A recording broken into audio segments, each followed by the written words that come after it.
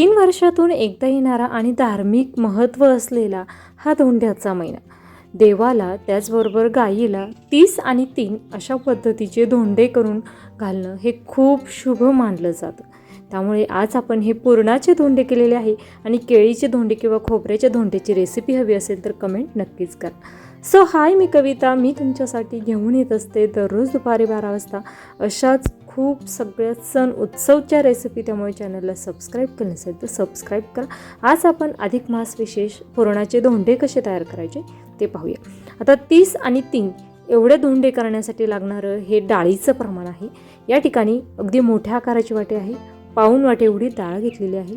डाळ आपल्याला 2 ते 3 पाण्याने स्वच्छ धुवून घ्यायची. आता या ठिकाणी 30 आणि 3 असंच का म्हणतात, 33 असं म्हणायचं नाही. तर याचं जर तुम्हाला रिझन माहिती असेल तर कमेंट करून नक्कीच सांगा.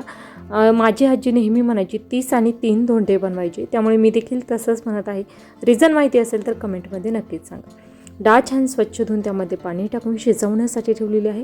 तोपर्यंत आपण कणिक भिजवणार. आता कणिक जर तुम्हाला धोंडे करण्यासाठी थोडीशी जास्त क्वांटिटीमध्ये हवी असेल तर यापेक्षा थोडीशी जास्त घ्यायची. गव्हाचं पीठ घेतलेलं आहे, त्यामध्ये आपण थोडंसं साजूक तूप टाकलेलं आहे आणि या ठिकाणी पाणी टाकून ही कणिक छान अशी घट्टसर भिजवून घेतली आणि ती बाजूला ठेवून दिली. तोपर्यंत डाळ देखील छान अशी शिजलेली आहे. किती मौसूर डाळ शिजलेली आहे तुम्ही पाहू शकता. मध्यम आचेवर 3 शिट्ट्या करून घेतल्या होत्या. त्यामधील जे एक्स्ट्राचं पाणी असेल ते काढून टाकलेलं आहे. ज्या वाटीच्या मापाने आपण जेवढी डाळ घेतली होती तेवढाच गूळ मी घेतलेला आहे आणि हा गूळ आपल्याला यामध्ये मॅशरच्या साहाय्याने हलकासा मॅश करून घ्यायचा. तुम्ही हवं तर किसणीने किसून घेतला गूळ तरीही चालेल, परंतु किसण्यासाठी खूप जास्त वेळ लागतो. अशा पद्धतीने गूळ गरम झाला की पटकन मॅश होतो. त्यामुळे मला ही पद्धत सोपी वाटते आणि मध्यम आचेवर आपण हे पुरण छान असं परतवून घेणार आहोत. खूप जास्त वेळ लागत नाही. गुळाचं पुरण परतवण्यासाठी खूप कमी वेळात पटकन हे पुरण परतवून तयार होतं. छान उलटणी त्यामध्ये उभी केली की छान उभी राहते स्टँडिंग पोझिशनमध्ये. त्यावेळेस आपलं पुरण छान असं परतवून झालं असं समजावं. चाळणीमध्ये मॅशरच्या साहाय्याने सगळं पुरण अशा पद्धतीने आपण मॅश करून घेणार आहोत. पुरण सगळं मॅश करून झाल्यानंतर यामध्ये मी टाकलेले 1 चमचा विलायची पावडर आणि छान असं हे पुरण व्यवस्थित असं मिक्स करून घेत आहे. या ठिकाणी पुरण छान असं थंड करून घेतलं. त्यानंतर आपलं पीठ छान असं तयार झालेलं. कणकेचा उंडा पाहिल्यानंतर तुम्हाला खूप कमी वाटत असेल, परंतु कणकेचा उंडा खूप कमी क्वांटिटीमध्ये वापरणार आहे आणि पुरण मात्र मी जास्त क्वांटिटीमध्ये यामध्ये वापरणार. त्यामुळे एवढ्या पुरणामध्ये 30 आणि 3 धोंडे माझे होणार आहे. तुम्हाला जर कणकेचा उंडा थोडासा जास्त घ्यायचा असेल तर घेऊ शकता, परंतु धोंडे आणि मोदक यामध्ये काय डिफरन्स आहे हा मी तुम्हाला सांगते. अशा पद्धतीने मोदकाचा आकार ज्या पद्धतीने देतो त्याच पद्धतीने धोंड्याला आकार दिला जातो. परंतु माझी आजी नेहमी म्हणायची की मोदकाचं हे जे टोक असतं ते वरती असतं आणि धोंड्याचं जे टोक असतं ते दाबून घ्यायचं, ते वरती ठेवायचं नाही, तेव्हाच त्याला धोंडा म्हणायचं. अशा पद्धतीने पुरणाचे धोंडे मी साधारणतः 6 ते 7 धोंडे तुम्हाला तळून दाखवणार आहे, तयार करून दाखवणार आहे.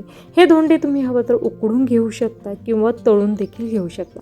त्याचबरोबर माझी आजी खोबऱ्याचे धोंडे बनवायची, केळीचे धोंडे बनवायचे आणि त्या जर रेसिपी तुम्हाला या धोंड्याच्या महिन्यामध्ये पाहायच्या असतील तर कमेंट करून नक्कीच सांगा. त्या रेसिपी देखील तुम्हाला लवकरात लवकर पाहायला मिळतील. खूप छान असे आपण तेल छान गरम करून घेतलेलं होतं आणि मध्यम आचेवर हे धोंडे तळून घेत आहे. मी धोंडे तळून घेत आहे तोपर्यंत तुम्ही चॅनलला सबस्क्राईब केलं नसेल तर सबस्क्राईब करून ठेवा.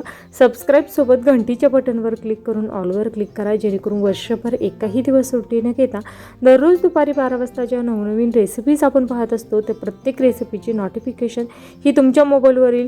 आणि अधिक मास विशेष कालच्या भागामध्ये आपण म्हैसूर पाकची रेसिपी पाहिलेली आहे, ती देखील या व्हिडिओच्या एंड स्क्रीनला दिलेली आहे. तिथून तुम्ही ती रेसिपी पाहू शकता.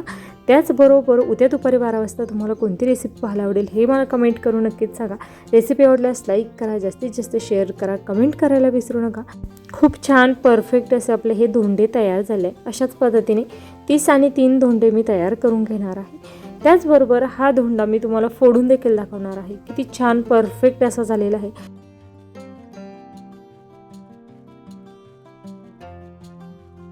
वेळात वेळ काढून माझी रेसिपी शेवटपर्यंत पाहिल्याबद्दल धन्यवाद. पुन्हा भेटूया उद्या दुपारी 12 वाजता अशाच नवीन एखाद्या छानशा रेसिपीसोबत. तोपर्यंत धन्यवाद.